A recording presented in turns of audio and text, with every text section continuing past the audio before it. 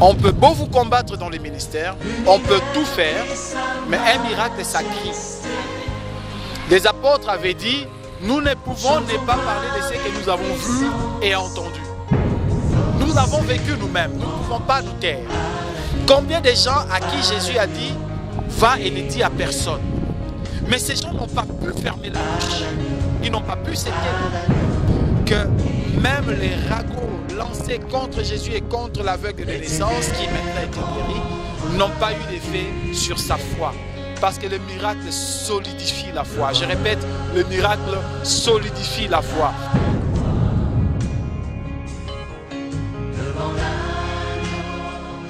Bien-aimés dans le Seigneur, peuple de Dieu, chers internautes, je vous salue dans le nom de notre Seigneur Jésus-Christ et bienvenue à notre émission Moment d'édification Logos Rhéma, une émission qui vous permet d'entrer en communion avec l'Éternel, notre Dieu.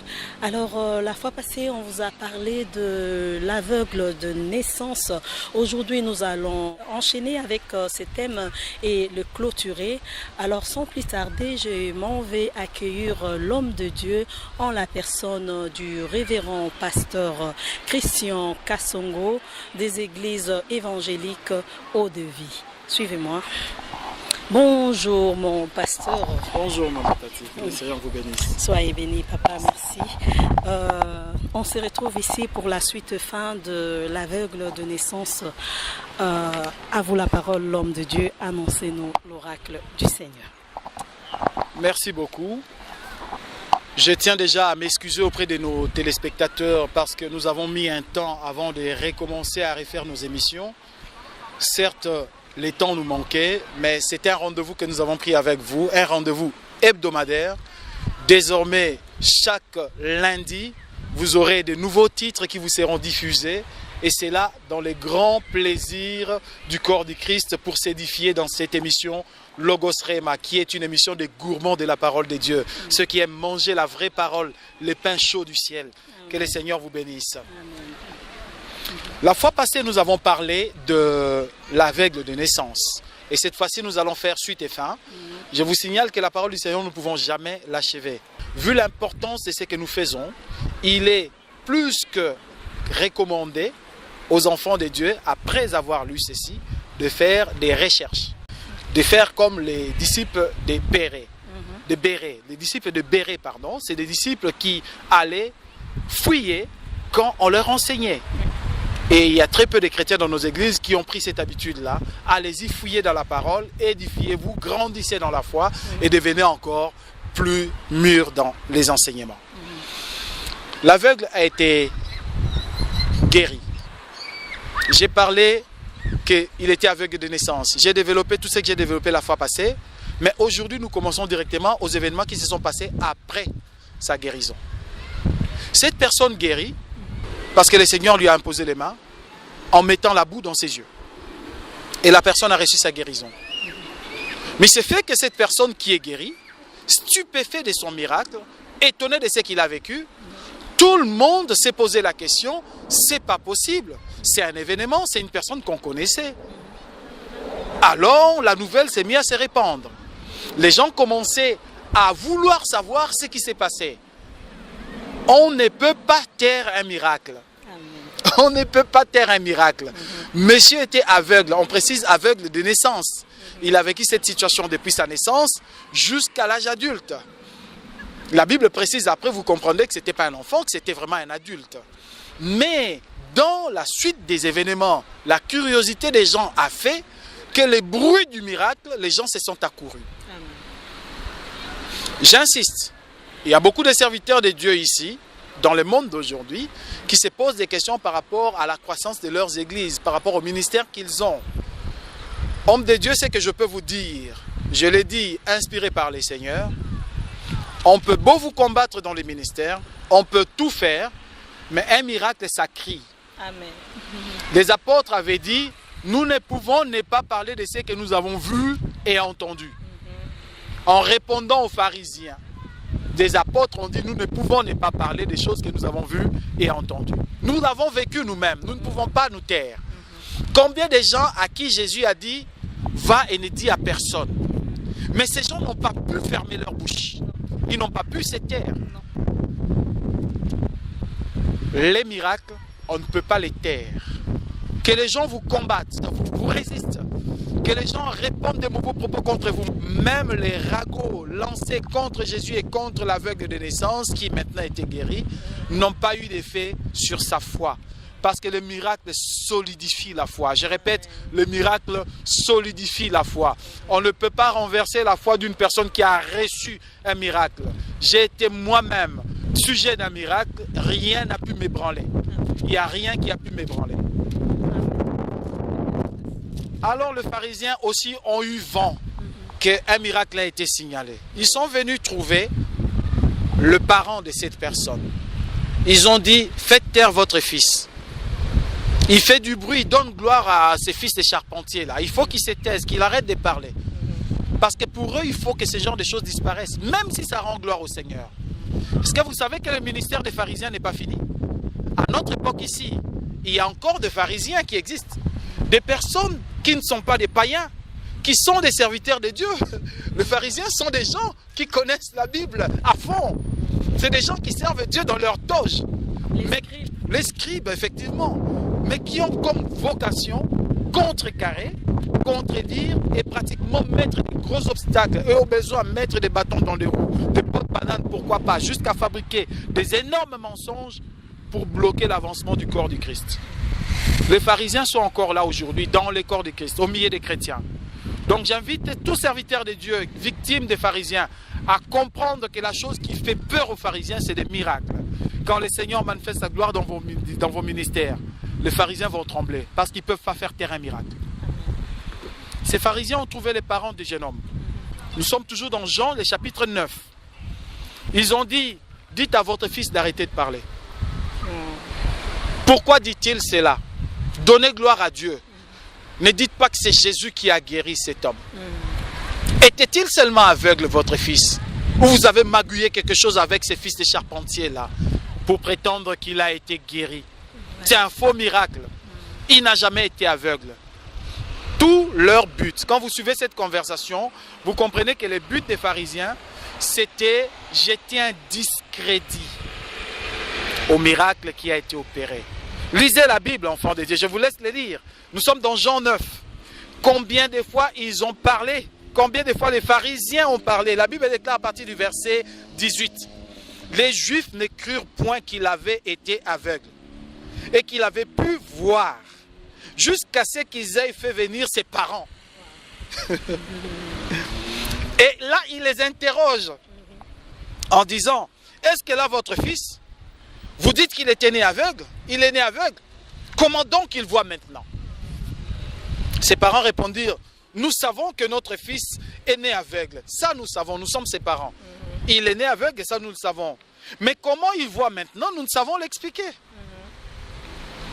Ce qu'on appelle miracle, c'est effectivement quelque chose qu'on ne peut pas expliquer. Quand on sait expliquer un miracle, ce n'est plus un miracle. Un miracle, on ne sait pas l'expliquer. C'est du domaine divin. Nous savons que notre fils est né aveugle. Mais comment il est guéri? Nous ne savons. Les pharisiens les ont harcelés. Ils les ont harcelés. Que cet homme-là, c'est un pécheur. Jésus, c'est un pécheur. Pourquoi vous donnez gloire à cet homme? Les parents de l'enfant, du monsieur plutôt, ont fini par dire, écoutez, arrêtez de nous embêter. Il est là, il est assez grand pour répondre à vos questions. Allez lui demander. Il vous répondra. Sur quoi les pharisiens ont interpellé les messieurs? C'est lui pour qui tu es en train de dire qu'il est Dieu, il t'a guéri. C'est un pécheur. Les pharisiens ont traité Jésus de pécheur. Pourquoi? Parce que Jésus a guéri quelqu'un. Est-ce que vous vous rendez compte de ces choses? On a traité Jésus de pécheur parce qu'il a guéri quelqu'un. Regardez le verset 24. Les pharisiens appelèrent une seconde fois l'homme qui avait été guéri, qui avait été aveugle. Ils lui dirent, donne gloire à Dieu. Et nous savons que cet homme était un pécheur. Écoutez la réponse au verset 25. La Bible précise. Il dit, s'il est un pécheur, je sais une chose, c'est que j'avais été aveugle et que maintenant, je vois. Enfant de Dieu, analysez avec moi cette réponse. L'homme répond aux pharisiens, si cet homme Jésus était un pécheur, je ne sais pas. Tout ce que moi je sais, c'est que j'étais aveugle et que maintenant je vois. Ce que est la personne de Jésus, je ne sais pas. Ce que je sais, c'est que hier j'étais aveugle, aujourd'hui je vois. Si c'est un tueur, si c'est un dealer, si c'est un drogué, si c'est un fils de Belzébul, si c'est un qui, je ne sais pas. Tout ce que moi je sais, c'est ce que j'ai vécu. On ne peut absolument pas te dissuader d'une expérience personnelle entre toi et ton Dieu. Le diable peut monter, descendre, il ne peut jamais renverser la foi d'un enfant de Dieu qui est convaincu d'avoir été touché par la main divine. Parce que c'est sur base de ceci qu'est solidement enracinée notre foi en Christ. Ceux qui n'ont pas de racines, ceux qui n'ont pas de relations personnelles, ceux qui n'ont pas un partage direct avec Dieu, sont fragiles. Il suffit qu'un vent souffle, ils n'ont pas de solides fondations. Il suffit qu'une vague arrive, il suffit qu'un ragot arrive, il suffit qu'une médisance arrive, il suffit qu'un mensonge sorte, il suffit qu'un pharisien parle pour que leur foi vacille. Par contre, ceux qui ont vécu personnellement l'expérience, ceux qui ont tâté la vérité de la profondeur de Dieu, ne se laissent pas être amadouillés ou formatés par des discours des pharisiens. Que j'ouvre une parenthèse sur les discours des pharisiens aujourd'hui. Le discours des pharisiens, c'est un discours qui dit « ce n'est pas Dieu, c'est le diable qui agit ». Le discours des pharisiens, c'est un discours qui dit « Dieu ne bénit pas ». Parce que quand un enfant de Dieu est béni, on dit qu'Assim Bikissi, il a touché au fétiche. Le discours des pharisiens dit, quand un homme de Dieu a fait un miracle, non, ce n'est pas Dieu, c'est le fétiche, Assim Bikissi. Le discours des pharisiens dit, quand une personne est élevée, c'est que Assim Bikissi. C'est ça le discours des pharisiens. Et c'est étonnant que dans ces temps-ci, nous soyons encore en train de voir de nos propres yeux un discours aussi sali, aussi souillé, parcourir même nos assemblées. C'est regrettable.